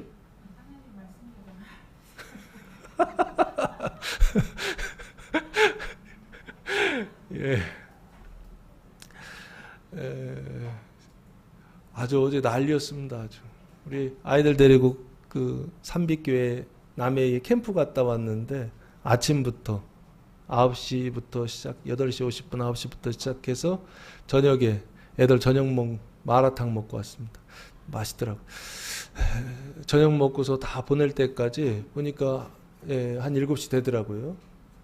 그리고서 어제도 애들은 캠프하고 저는 뒤에 앉아가지고 계속 성경 보고 하루 종일 성경 보고 애들 데려다주고 와가지고서 또 성경 보고 그리고서 예배 준비하려고 딱 봤더니 인터넷이 안 되네. 그게 오늘까지 이렇게 이어지는 것입니다. 그래서 오늘 방송도 그래서 못하게 됐습니다. 아유, 이거 어쩌지? 아유, 큰일 났네. 예. 근데 오늘 말씀이 쉬어라 그러시더라고요. 아니, 이거 의도적으로 한 것처럼 말이에요. 쉬어라 멈춰라 그러시더라고요. 이걸 어떻게 해석해야 될지. 근데 하여튼 참 마음이 애매합니다. 예, 그래서 여기 이 말씀에 보시면 공식적인 모든 것들을 멈추고 광야로 들어갔는데, 근데 예수님께서 지금 뭐 하느냐, 이렇게 달려온 사람들한테는 여러 가지로 가르쳐 주셨다라고 그렇게 말씀하고 있더라는 것입니다. 그래서 이번 주에 말씀드리는 거예요. 뭘 말씀드리냐 했을 때, 공식적인 어떤 것들이 있다 하더라도 그것만 우리는 딱 하잖아요. 그리고 그 외에 사적인 어떤 영역들이 있죠. 예? 개인적으로 전화를 한다든지, 예? 그래서 만난다든지, 예? 그 외에 약속된 시간들 외에 공적인 어떤 것들 외에 다른 어떤 그런 것들이 있잖아요. 예? 그때 예수님을 찾아갔던 것처럼 말씀을 찾아가는 어떤 그 일들이요. 우리 신앙생활하다 보면 하늘에서 감 떨어지는 것만 기다리는 사람들이 있거든요. 그거 아닙니다. 신앙생활은요. 신앙생활이라고 하는 건 뭐냐 했을 때 내가 일하는 것이 아니라 하나님이 일하는 것이요. 내가 뱀의 말을 듣고 일하는 것이 아니라 하나님의 말씀을 듣고 일하는 거예요. 그게 바로 믿음입니다. 근데 믿음이라고 하는 것을 행함이 아니다라고 해서 착각하시는 분이 계시는데, 그 행함은 무슨 행함을 얘기하느냐 했을 때 그 뱀의 집에서 뱀의 말을 듣고서 행하는 것, 이것을 자기 행위라고 했던 것입니다. 그 행위를 의지함이라 할 때 사도 바울이 행위를 의지한다, 그래서 구원받지 못한다라고 했을 때 그 행위는 자기 행위고 뱀의 집에서 뱀의 말을 듣고 있는 행위들을 얘기하는 것입니다. 그럼 믿음을 의지함이라고 할 때 그 믿음이라고 하는 것은 누구를 믿는 거냐면 하나님의 일을 하신요. 예수님께서 십자가에 달려 돌아가셔서 대속하신 그 일 있잖아요. 그 일이요. 내가 일해서 값을 치르는 게 아니라 하나님이 대신 일하셔서 값을 치러주신 그것을 믿음으로 구원받는다라고 하는 것을 강조하기 위해 사도 바울이 행위와 믿음을 대조했는데, 원래 두 가지 뜻은 다 일이에요. 일. 행위는 누구 일이냐? 자기 일의 일이에요. 자기 일. 나의 일이란 말이에요. 믿음은 뭐냐 했을 때 일은 일이에요. 근데 나의 일이 아니라 누구의 일이라고요? 하나님의 일, 예수님의 일을 말하는 거라고요. 믿음이라고 하는 것은 하나님의 일을 믿는 거라고요. 그래서 행위를 배제한다, 배제하지 않는다. 행함을 배제한다, 배제하지 아니에요. 하나님의 말씀을 듣고서 행하셔야 된다고요. 하나님의 말씀을 듣고서 순종하셔야 된다고요. 근데 된다, 안 된다? 안 되니까. 그때 어렸을 때는 안 되니까 안 된다라고 인정해 주는 것 뿐이지, 계속 성장하면서 어떻게 해요? 조금씩 그 순종하는 것이, 복종하는 것이, 하나님의 말씀에 복종하는 것이 완전한 일치를 이루어 가야 되겠죠. 이게 그리스도인의 완전이다라고 저는 그렇게 생각합니다. 어쨌든 여기 3절 말씀해 보시면 그들보다 먼저 갔다라고요. 목자를 찾아서 먼저 갔다. 목자가 양을 찾아간 것이 아니라 이번 경우에는 양이 목자를 찾아갔다라고 그렇게 말씀하셨던 것처럼 목자를 찾아가시기 바랍니다. 하나님을 찾아가시기 바랍니다.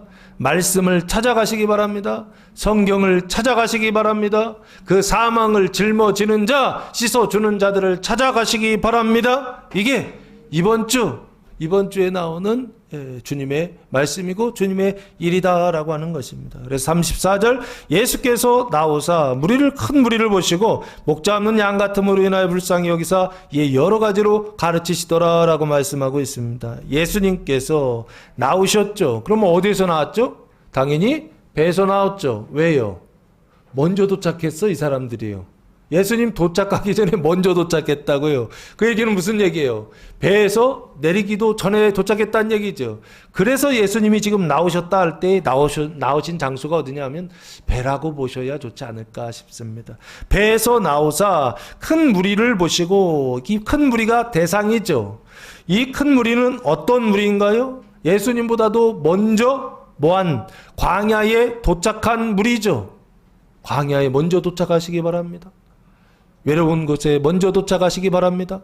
한적한 곳에 먼저 도착하시기 바랍니다. 주님이 등 떠밀어서 한적한 곳에 도착하는 것이 아니라 예수님이 가신다 하면서 열심히 달려서 먼저 가자 해가지고 예수님보다 먼저 그 자리에 도착해서 광야에서 예수님을 만날 수 있는 성도들 되시기를 예수님의 이름으로 축복합니다. 그래서 여기요, 먼저 달려와 큰 무리를 보시고 라고 되어 있어요. 그러면 이 큰 무리는 어떤 무리냐라고 했을 때 사모하는 무리다 라고 그렇게 보시면 좋잖아요. 예수님과 사도들을 사모하고 기대하는 무리다 라고 보시면 좋을 것 같고요. 그 목자 없는 양 같음으로 인하여 불쌍히 여기사 여러 가지로 가르치셨다라고 말씀하고 있습니다. 이 사람들이요, 많은 사람들의 상태는 뭐냐 했을 때 목자 없는 양과 같은 상태에 있다라고 하는 것입니다. 목자는 뭐 하시는 분이시죠? 양을 치는 사람이 목자죠. 양을 친다는 건 뭐 하는 거예요? 양을 돌보고 양을 인도하죠. 예? 돌본다라고 하는 것은 꼴이 있는 그 먹을 곳이 있는 그곳으로 돌보고 그리고 인도한다라고 할 때는 어디로 또 데려가야 돼요? 항상 물이 있는 것이 아니니까 물이 있는 시냇가로 인도하는 자, 그게 바로 누구냐면 목자의 목자. 그러니까 양식과 물이 있는 음료가 있는 그곳으로 인도해 가는 그 목자예요. 그 목자가 있어야 되는데 이 양은 목자가 없다는 거예요. 그래서 늘 어떻게 살아요? 양 스스로 자기 인생을 책임져야 되는 거 아닌가라는 생각이요. 그 생각을 가지고 내 인생은 내가 책임져야 돼 하면서 늘 살았어요. 이거 얼마나 힘들어요. 결혼하기 전에는 부모님이 내 인생을 책임져주고, 결혼하면 남편이 내 인생을 책임져주고, 나이 들면 자녀들이 내 인생을 책임져주면 얼마나 이상적인 모습인가요? 근데 하나님 그렇게 하신다 안 하신다? 하나님 그렇게 안 하시더라고요. 결혼하기 전에는 부모님이 내 인생 책임져 주던가요? 안 주던가요? 결혼했더니 남편이, 아내가 내 인생 책임져 주던가요? 안 해주던가요? 나이가 들었더니 자녀들이 책임져 주던가요? 안 해주던가요? 온 세상을 한번 보세요. 그렇게 하는 사람들이 몇 명이나 있는가요? 그 얘기는 무슨 얘기입니까? 그렇게 해야 된다 이런 뜻이 아니라 할 수 없다라고 하는 것을 계속 가르쳐 주시는 것입니다. 누가요? 하나님이요. 왜요? 그 인생에 할 수 없음을 통하여요. 양 스스로 자기 인생을 책임질 수 있다 없다? 없다라고 하는 것을 태어날 때부터 죽을 때까지 평생의 인생의 과정을 통하여서 하나님이 가르치신다고요. 근데 우리 그거 안다 모른다? 모른다고요. 내 인생을 내가 책임지지 않으면 누가 책임져라고 그렇게 생각하는데, 그것 때문에 늘 어떻게 해요?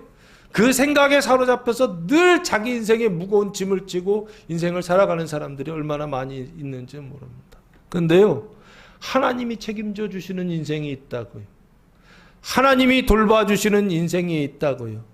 자기가 자기를 책임지는 인생에서 하나님이 나를 책임져 주시는 인생으로, 돌봐주시는 인생으로 바꿔주시려고 하나님께서 우리의 삶 속에서 일하신다 안 하신다?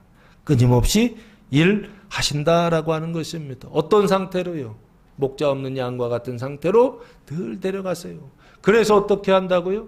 너를 돌보는 자가 누구인지를 분명히 알라는 것입니다. 부모도 아니고 남편도 아니고 아내도 아니고 자녀도 아니고 세상에 눈에 보이는 사람들이 너의 의지의 대상이 아니라 네가 너를 돌봐주는 양을 돌봐주는 목자와 같이 사람들이 돌보는 것이 아니라 그 사람을 돌보는 자는 누구밖에 없다? 하나님밖에 없다라고 하는 것이죠. 그거 가르쳐 주시기 위하여요. 하나님께서 세상 가운데서 어떻게 하신다? 열심히 일하신다라고 하는 것이죠. 인생의 고난은 어디에서 오는 것이냐? 바로 여기서부터 오는 것이 아닌가라는 생각을 해봅니다. 그래서 불쌍히 여기서 예수님께서 하신 일은 뭐냐 했을 때 목자 없는 양 같음으로 인해서 불쌍히 여겼다는 거예요. 그래서 예수님이 하셨던 일은 뭐냐 했을 때 첫 번째는 오병이어 사건입니다. 그리고 두 번째는 뭐냐 했을 때 물 위를 걷는 사건들이 나옵니다. 근데 여기에서는 예수님이 하시는 일이 뭐냐 했을 때 나중에 오병이어 사건이 나옵니다. 그 뒤에 오병이어 사건이 나옵니다. 그리고 물 위를 걷는 장면들도 나옵니다. 근데 여기에서 하신 일은 뭐냐? 불쌍히 여기셔서 첫 번째 하신 일은 뭐냐 했을 때 그 먹이거나 눈에 보이는 마시는 물 주는 거예요. 양식 주는 일이요. 그 많은 사람들의 그 배고픔을 해결해 주는 일이요. 눈에 보이는 배고픔을, 육신의 배고픔을 얘기하는 겁니다. 이거 예수님 하시는 것이 아니라 그것과 전혀 상관없는 뜬구름 없이요. 여러 가지를 가르쳐 주셨다라고 그렇게 말씀하고 있습니다. 이게 목자 없는 양의 문제를 근본적으로 해결하는 방법인 줄로 믿습니다. 예수님께서 사용하신 것을 불쌍히 여기셔서 처방을 하셨는데 어떤 문제가 있어서 그 문제에 대한 대답을 하셨는데 그게 뭐냐면 여러 가지로 가르치셨다라고 하는 것입니다. 예수님께서 가르치셨다라고 한다면 뭘 가르치셨죠? 그 당시에 성경을 가르치셨겠죠. 지금 우리가 봤을 때는 구약이요. 그 당시에는 그게 성경이고 율법입니다. 그 율법을 가르치셨겠죠. 그 율법을 어떻게 가르치셨을까요? 율법을 통하여 하나님의 나라 복음을 가르치셨을 것입니다. 그 하나님의 나라 복음의 핵심이 뭔가요? 하나님의 나라, 천국, 하나님 나라, 이게 뭐냐고요? 네가 네 인생 책임지는 나라가 아니라 누가 네 인생 책임져 주신다? 하나님께서 네 인생 책임져 주신다라고 하는 나라예요. 그게 하나님 나라의 뜻입니다. 하나님 나라 하면 의와 생명의 나라다라고 이야기하지만 그게 뭐냐 그랬을 때 하나님이 존재를 바꾸시고 하나님이 행동을 바꾸신다는 거예요. 근데 우리는 어떻게 생각합니까? 내가 바꾼다고 생각해서 얼마나 잔소리하냐고요. 그렇지 않습니까? 내가 바꿀 수 있다고 생각해서 잔소리 듣고 내가 바꿀 수 있다고 해서 잔소리하고 평생 하지 않습니까? 어렸을 때는 부모가 잔소리해서 그거 듣고 나이가 들면은 결혼을 하면은 와이프가 잔소리를 하고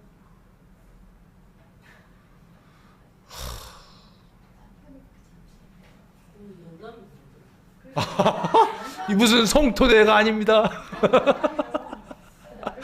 자, 그런데 그렇게 우리의 삶 속에 끊임없이 그렇게요. 내가 내 인생을 책임져야 된다 생각해가지고서 하는 일이 뭐냐? 잔소리예요, 잔소리.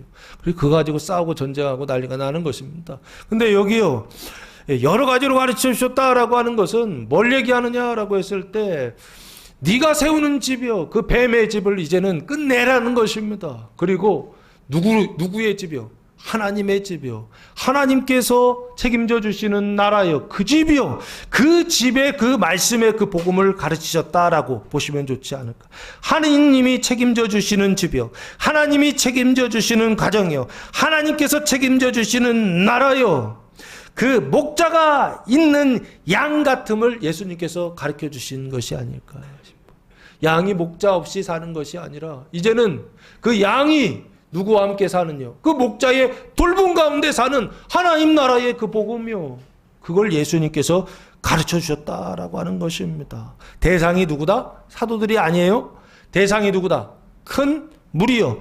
많은 무리다라고요. 34절에 큰 무리를 보시고 라고 되어 있잖아요. 큰 무리들에게 예수님께서 말씀하셨습니다. 멈추고 그리고 채우는 일을 위해서 그 멈추고 채우는 일? 아니죠. 멈추고 채우는 일이 아니죠. 그러니까 철거하는 일과 세우는 일을 멈추고 그 멈추기 위해서 지금 광야로 떠났거든요. 근데 예수님께서 그 목자 없는 양들 보니까 어떻게 해요? 불쌍히 여기는 마음이 들으셔서 결국엔 또 어떻게 하셨다? 하나님의 말씀, 그 성경, 그 하나님의 집, 하나님의 나라를 어떻게 하시더라? 가르쳐 주심으로 그들 안에 세워주시더라. 하나님의 집을 세워주시고 하나님의 성전을 그 많은 사람들 그 안에 하나님의 나라를 세워주시더라라고 하는 것입니다. 이게 예수님께서 하셨던 두 번째 일입니다. 그리고 나서 세 번째 53절 말씀해 보시면 건너가 게네사렛 땅에 이르러 대고 건너가 게네사렛 땅에 이르러 대고라고 말씀하고 있습니다. 이 건너갔다라고 하는 것은 그 앞에 34절과 53절 사이에 보시면요. 크게 두 사건이 나옵니다. 크게 두 사건이 나오는데 첫 번째가 뭐냐면 5,000명을 먹이시다. 오병이어 사건이고요. 두 번째는 뭐냐면 45절 바다 위를 걸으시다. 바다 위를 걸으시는 사건들이 기적이 나옵니다. 그리고 나서 53절 건너가라고 돼 있죠. 그러면 이게 어디에서 건너갔을까 찾아봤어요. 마가복음 6장.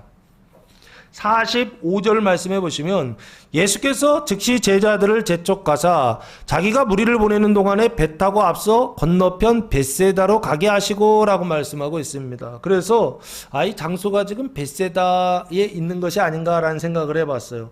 그 벳세다에서 오병이어 사건과 바다 위를 걸으셨던 곳이에요. 그 벳세다 그곳에서 어디로 가시느냐라고 했을 때 배를 타고서 바다를 지금 건너가고 있다라고 보시면 좋지 않을까 싶고요. 근데 도착한 땅이 어디냐면 게네사렛 땅에 이르러 대고라고 되어 있습니다. 그래서 게네사렛이라고 하는 것은 어디냐? 항구 도시인데요. 갈릴리 바다에서의 북서쪽이요. 북서쪽인데 11시 방향에 있는 어촌 도시입니다. 그 도시 이름이 게네사렛이라고 하는 땅입니다. 그 땅에 이르러 대고라고 그렇게 말씀하고 있어요. 게네사렛 땅이에요. 게네사렛의 땅에 도시죠. 게네사렛 땅에 이르러 대고, 이 대다라고 하는 것은 뭔가요? 배 타고 갔으니까 육지에 됐다는 얘기죠. 이걸 뭐라 그럽니까? 상륙했다라고 그러죠. 해안에 이르렀다, 상륙했다라고. 54절 배에서 내리니라고 되어 있습니다. 예수님과 그 사도들이 배에서 내리니 사람들이 곧 예수이신 줄을 알고라고 말씀하고 있어요. 그럼 이 사람들은 어느 동네 사람들입니까? 게네사렛 사람들이라고 보시면 좋지 않을까 싶습니다. 그리고 나중에 보시면 병든 자를 메고 오거든요. 그러면 이 사람들은 어떤 사람들일까? 육신적으로는 건강한 사람들이 아닐까 싶습니다. 그 사람들이 곧 예수신 줄을 알고, 그래서 사람들이 예수를 알아봤어요. 그래서 한 일이 뭐냐면 55절입니다. 그 온 지방으로 달려 돌아다니며 예수께서 어디 계시다는 말을 듣는 대로 병든 자를 침상채로 메고 나오니라고 말씀하고 있습니다. 온 지방 할 때 이 지방이라는 단어가 코라입니다. 도시하고는 좀 다르죠? 코라라고 하는 단어인데요. 온 지방으로 달려 돌아다니며, 막 달려다녔다는 거예요. 달리면서 돌아다니는데 그냥 걸어서 돌아다닌 게 아니죠. 막 뛰어달리면서 지금 돌아다녔다는 것입니다. 온 지방을 돌아다녔다는 거예요. 그래서 예수께서 어디 계시다는 말을 듣는 대로, 예수님이 여기 계시다 그러면 여기로, 예수님이 저기 계시다 하면 저기로, 듣는 대로 병든 자를 어떻게 했다? 침상채로 메고 나왔다라고 말씀하고 있어요. 아까도요, 큰 무리가 어떻게 해요? 먼저 갔다고 그랬죠. 이번에도 어떻게 했다고요? 게네사렛 사람들이 병든 자를 침상채로 메고 예수님께 나왔다라고 하는 것입니다. 그러면 여기요, 이 병든 자는, 병든 자라고 하는 단어는 카코스라고 하는 단어를 사용했는데 뜻은 약하게, 서투르게, 병든, 아픈이라고 하는 뜻을 가지고 있습니다. 그래서 병들다 그러면 우리가 육신적인 병이 있다라고만 생각하잖아요. 서툰 거 있죠. 잘 못하는 거 있잖아요. 이것도 여기서는 카코스라고 하는 동일한 단어를 사용한다는 거예요. 그러니까 육신적으로 병이 있는 상태인 것처럼 잘 못하고 서투른 것도 병이 있는 것처럼 그렇게 인식해도 되겠죠? 그렇죠? 그렇죠? 우리는 그렇게 인식을 안 해요. 그래서 어떻게 해요? 뭔가 서툴러요. 잘 못하는 게 있어요. 그러면 어떻게 한다고요? 병들었다라고 생각하고 아프다라고 생각하고 그래서 불쌍히 여겨야 되는데 그렇게 하지 않고 어떻게 한다고요?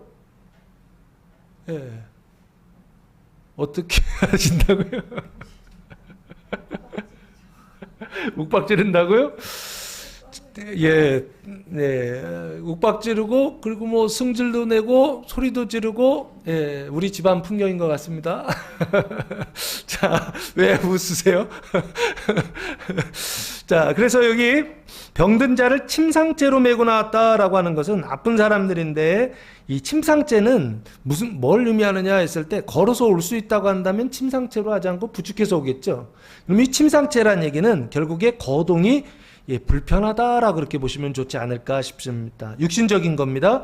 그래서 병으로 봤을 때는 누워있는 상태죠. 일어설 수가 없어요. 그래서 중병인 상태에 있다라고 보면 좋지 않을까 싶어요. 중병이라고 하는 것은 병이 이제 시작됐다는 게 아니죠. 병이 오래됐다. 근데 고친다 못 고친다. 병을 못 고친다. 그래서 여기도 안 되고 저기도 안 되고, 예? 사람 의사들한테 데려가도 안 되고 좋은 약을 먹어도 된다 안 된다. 안 되는 어떤 이런 사람들이에요. 이건 사람들이 포기한 것이죠. 그래서 뭐하지 못하는, 그 사람의 그 병을 짊어지지 못하는, 사람이 짊어지는데 이건 짊어질 수가 없는 어떤 이런 상태에 있는 사람들이요. 그 사람들을 침상채로 메고 나왔다라고 그렇게 말씀하고 있습니다. 그러면 이 나왔다라고 하는 것은 뭘 얘기하느냐라고 했을 때 게네사렛 사람들이 게네사렛 병자들을 메고 예수님께 왔다는 얘기죠. 그러면 이걸 신앙적으로 보면 사망이 사망을 메고 나왔다는 얘기죠. 예수님께서 어떤 사람이 예수님을 따르겠다 그랬더니 죽은 자들은 죽은 자들을 장사하게 하고 너는 나를 따르라 그러셨잖아요. 그 죽은 자들을 장사할 때 앞에 죽은 자들은 육신이 죽은 게 아니었잖아요. 뒤에 죽은 사람들은 육신이 죽은 사람이었고 여기도 똑같습니다. 죽은 자들이 죽은 자들, 아픈 자들이 아픈 자들을 메고 누구에게 나왔다? 예수님께 나왔다는 것입니다. 그러면 메고 나온 이 게네사렛 사람들은 자기가 고침받을 것을 기대하면서 왔을까요? 여기요. 침상에 누워있는 병든 사람이 고칠 것을 기대하면서 나왔을까요? 자기들은 상관없다고 생각했다고. 여러분은요? 꼭 교회에 오면 그렇지 않습니까? 나는 고칠 게 없고 우리 남편, 네? 나는 고칠 게 없고 우리 아내, 나는 고칠 게 없고 우리 애들 하면서 늘 나는 아픈 게 안 보이고 누구 아픈 것만 보여요? 쟤들 아픈 거, 다른 사람 아픈 것만 보이지 않나요? 성도들도 그렇지 않나요? 내 아픈 건 보이지 않고 누구 아픈 것만 보여요? 예, 다른 사람 아픈 것만 보이지 않나요? 아마 이 사람들도 지금 동일하지 않을까 싶어요. 내 아픈 걸 먼저 보시기 바랍니다. 예? 육신이 아픈 사람들만 아픈 게 아니라 영혼이 아픈 사람들이 있다고요. 예? 그 영혼이 아픈 그것들 때문에 예? 내가 아픈 그것들 때문에 가정이 지옥이 된다고. 자녀들과의 관계가 화목하지 못하다고. 남편과 부부와의 그 부부관계가 화목하지 못하는 이유들이 내가 아파서 그런 건데 내가 아프다라는 인식이 없어요. 그럼 고친다 안 고친다? 안 고쳐요. 약을 먹는다 안 먹는다? 안 먹어요. 왜? 나와 상관없다고 생각하기 때문에 그렇습니다. 이 생각하지 마시고 나도 아픈 사람이다. 육신의 병이 있을 때에는 그 육신의 병 때문에 나는 아픈 사람이다라는 게 아주 분명하게 인정이 되잖아요. 근데 영혼이 아픈 것에 대하여서는 우리 그걸 인식하지 않는다고요. 근데 그게 아니라 영혼이 아프다라고 하는 것을 인식하고 깨달아지는 은혜가 이 시간 충만하게 부어지게 되기를 예수님의 이름으로 축복합니다. 그래서 메고 나오니 예수님께 갔다. 건강한 사람이나 건강하지 않은 사람이나 눈으로 볼 때 그리고 눈으로 보지 않을 때는 사망이 사망을 병든 자가 병든 자들을 메고 예수님께 나아갔다라고 하는 것입니다. 그래서 56절 말씀해 보시면 아무데나 예수께서 들어가시는 지방이나 도시나 마을에서 병자를 시장에 두고 예수께 그의 옷가에라도 손을 대게 하시기를 간구하니 손을 대는 자는 다 성함을 얻으니라 라고 말씀하고 있습니다. 아무데나 예수께서 들어가시는 지방, 도시, 마을에서 어떻게 했다고요? 병자를 시장에 두었다라고 하는 것입니다. 이 시장이라는 단어가 아고라라고 하는 단어인데 광장입니다. 광장은 뭐냐? 사람들이 모이는 장소, 회합 장소라고 보시면 좋을 것 같고요. 이 광장에 둔 이유는 뭐냐? 예수님이 지나가시던 장소가 항상 아고라, 광장이었기 때문이 아닐까 싶어요. 그 광장에 병자를 두었다는 것입니다. 예수님이 이 마을로 가시면 그 광장에 두고 저 마을로 가시면 그 광장에 병자를 두고 예수께 간구합니다. 그의 옷가에라도 손을 대게 하시기를 간구하니. 그럼 이건 누가 간구한 거예요? 침상에 누운 병자가 간구한 겁니까? 아니면 침상채 그 병자를 침상채 들고 간 사람들이요, 메고 간 사람들이 간구한 건가요? 우리 병든 자들이 기도해야 된다고 생각하잖아요. 근데 여기는 병든 자가 기도한 것이 아니라 본인이 기도한 것이 아니라 아픈 자가 기도한 것이 아니라 아프지 않은 자죠. 메고 간 사람들이에요. 보통 병든 자를 메고 가는 사람들은 누구일까요? 보호자겠죠. 그 보호자는 누구예요? 가족들이죠. 그럼 결국에는 가족들이 메고 가지 않았을까? 그래서 집안에 병든 자가 있고 집안에 아픈 사람들이 있으면 온 가족들이 그 병을 어떻게 해요? 짊어지고 있는 것입니다.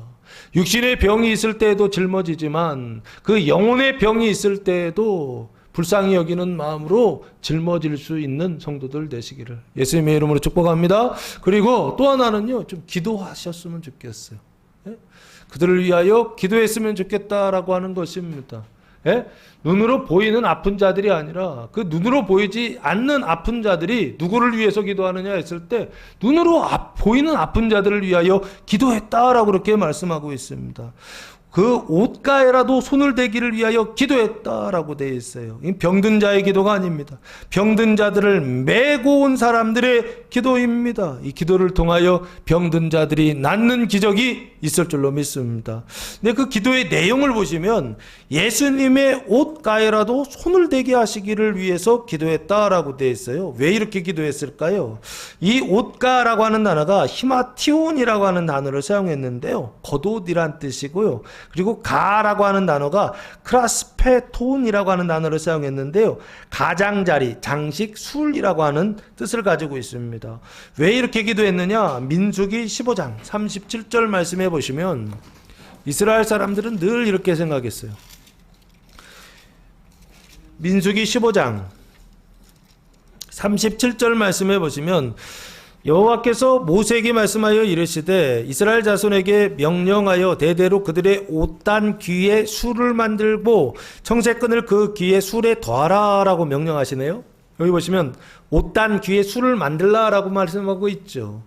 겉옷 가에 술을 만들어라. 이유가 39절 이 술은 너희가 보고 여호와의 모든 계명을 기억하여 준행하고 너희를 방종하게 하는 자신의 마음과 눈의 욕심을 따라 모하지 않게 음행하지 않게 하기 위한 것이다 라고 말씀하고 있습니다. 그래서 이스라엘 사람들은 항상 옷을 입을 때 뭐를 만들었다? 술을 만들었다. 바리새인들은 그 옷을 어떻게 했다?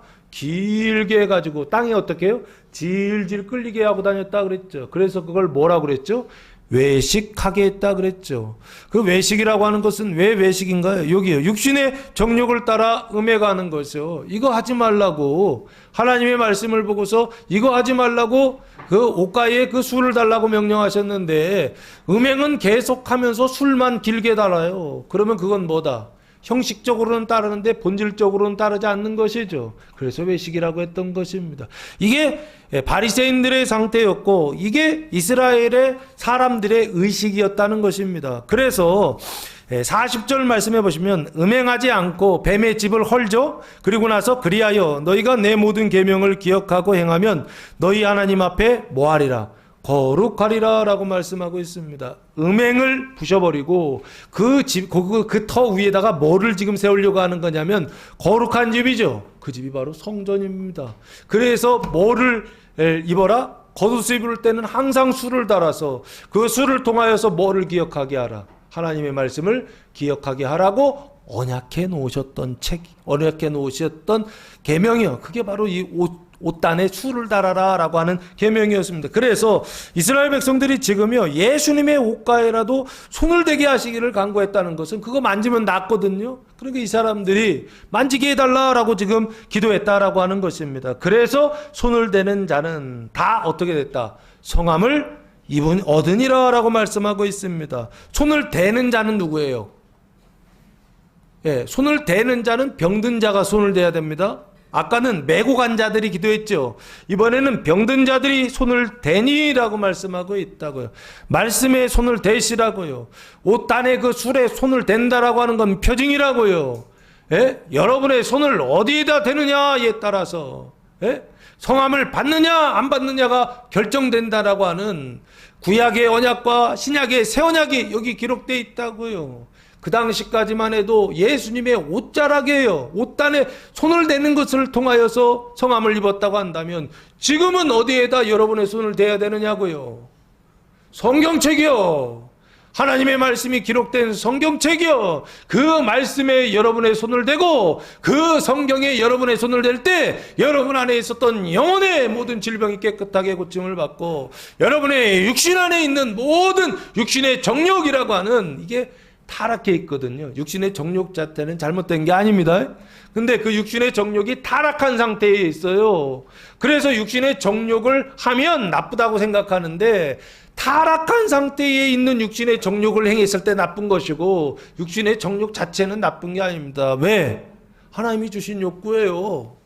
예? 언제 주셨습니까? 창세기 1장에 보면 생육하고 다스리고 번성하고 충만하라. 이거 누가 말씀하신 거예요? 하나님 말씀하셨죠. 그 생육하려면 여기 정욕이 있어야 돼요, 없어야 돼요? 당연히 있어야 돼요. 그러니까 그 자체가 나쁜 게 아니고 뱀의 말을 듣고서 정욕을 행하다 보니까 문제가 됐던 거예요. 왜 그렇죠? 왜? 뱀의 말을 듣고 하니까 여기 가서 또 문제 생기고 저쪽 가서 바람 불고 그래서 문제 생기는 거 아닌가요? 손을 대는 자는 다 성함을 입었다라고 하는 말씀처럼 여러분의 손을 지금 어디에다 대고 있느냐고요. 여러분의 손을 한번 보세요. 내 손을 가지고 지난 한 주간 이 손을 가지고 뭐 했느냐고요. 하나님의 그 옷단의 그 옷술에 손을 대는 일이요. 하나님의 말씀에 손을 대는 그 일이요. 그 일을 하셨느냐고요. 아니면 그 정욕으로요. 음행하는 그 일에 손을 대셨느냐고요.